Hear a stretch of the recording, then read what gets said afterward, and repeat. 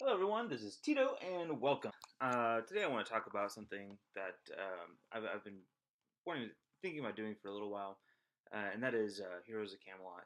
It's a mobile app game, and it's something that I've played off and on for a number of years, and I finally came back to it several months ago, and I'm really enjoying it. However, over the years, there have been many changes and many things that I never learned to begin with. So I wanted to start making a quick beginner's guide for those who are just now getting into the game.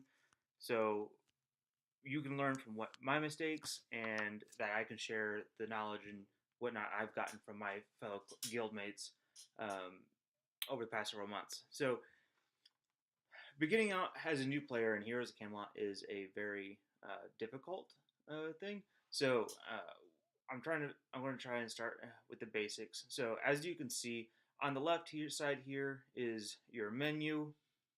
The top icon here is your vault. This one is going to contain all the cards you have uh, in your vault.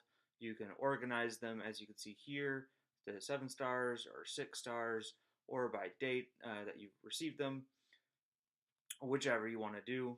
And then you can also go here, click on inventory, and this will show you just your inventory of items that you collect over time. It's important to know these things because a lot of these things we'll discuss at greater depth in a later date. But just I wanted to help people get to understand the user interface because it's not necessarily the best. It doesn't really explain a lot of things. So next item down here is the little pad with the check mark. This is where you can access your daily quests. These are really good because you can refresh and get multiple quests or chances to get multiple types of quests. And as you can see, the rewards are decent. They're not great. So you get, for completing 5 quests a day at you can have 10 arena tickets, 5 pies, 1 fruit basket, a key, and a dragon card. Which, if you're new, this won't mean anything to you just yet, but we'll get into explaining everything. This right here is actually a new feature. It's invoking. It allows you to select a card that you want to invoke for. As you can see here, each card has a different number of candles, and you're able to request help from, I think it's 10 guildmates a day, and you're able to help 5 people a day as well. And so as you see, I'm 8 out of 49 on the Infernal Infantry here. I have that card. I've evolved it to second tier. Anyhow, I want another one. Here's your mailbox. You can compose messages. This will show you the messages you have. This will show you the message you've sent. You can block people if they are spamming you, although it's more that chat is what spams. And then you can get notifications from like duels, and then you have your reward section for completing arenas and events. Underneath this, now this is perhaps one of the most important parts of the home screen user interface, and that is constellations. What constellations are, as you can see here, clicking on score 1, it's where you can take a lot of the beginner cards that you get through your beginning quests, like the unicorn here, the druid sage, blacksmith, and you can evolve them to their max tier. As you can see here, it's tier 1. Evolve it 2 cards to get to tier 3, tier 2, sorry. Evolve 3 cards to get to tier 3. And then you level up to max, which as you can see here is 40. And then, the more you do that, then eventually you'll have the chance to get a card. And these cards these 7-star cards are actually really good rewards for just starting out. As you can see here, we have the 7-star Igraine card. Her 7-star passive is increased healing effectiveness by 125% and reflect 15% damage. That reflect will become very important later on, and you can see that she has a lot of other combinations that you can have. But a good card if you're just starting out, right? And so, as you go up through the constellations, you'll see that the rarity of cards. The next one they'll have more 2-star cards. Number 3 here will have some 4-star and 3-star cards. 4 will have 5-star cards, and then you get all the way up to 9 here, and it's mostly all 5 and 6-star cards. Now, some of these I haven't even been able to get yet, just because I haven't found a reliable way of getting all these cards to farm. And then you can go over here to the Cancer. Sorry, that first one is Leo. The second constellation is Cancer, and these are higher tier 7-star cards. So you can see here you have Rinjin, and all these cards that you need here are at least 5-star, going up to like Scarecrow here, 6-star, right? So that's very important. So the key part here in going into constellations is that as a new player, as you acquire cards,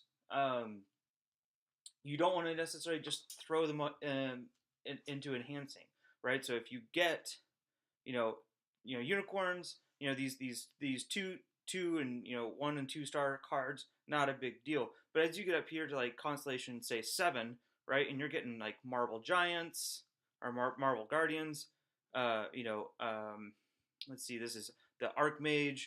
Some of these 4-star cards, they're a bit harder to obtain, at least reliably. And so holding on to them and keeping at least 4 copies of whatever 4-star and below cards, or I should say 5-star and below cards that you get, is probably really good, because getting these cards early on and it will help you out a ton.